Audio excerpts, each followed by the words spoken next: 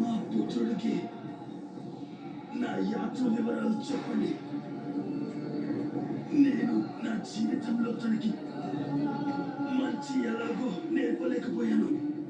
కనీసం తను నా మరణం తర్వాతైనా నా వల్ల ఏం చెయ్యకూడదో తెలుసుకుంటాడు.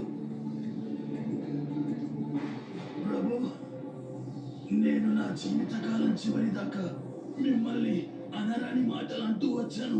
మీకు హాని కలిగించడానికి ప్రయత్నం చేస్తూనే వచ్చాను. కానీ మీరు మాత్రం నాకు ఈ పిశాచి రూపం నుండి విముక్తి కల్పించి నాకెంతో ఉపకారం చేశారు ప్రభు. తమరు అత్యంత దయామయుడు ప్రభు. దేవతలందరిలో భిన్నమైన వారు. అందుకే తమరు అగ్రపూజులయ్యారు. నేను తమరి బాధని అర్థం చేసుకోగలను. అందువల్ల జరిగిందేదో జరిగింది.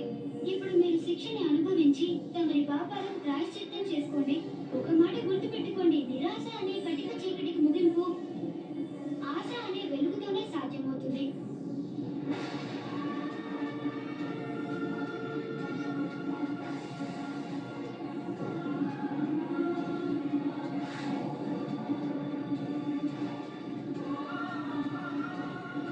జ్ఞానానికి జీవన యాత్ర ముగిసిపోయింది.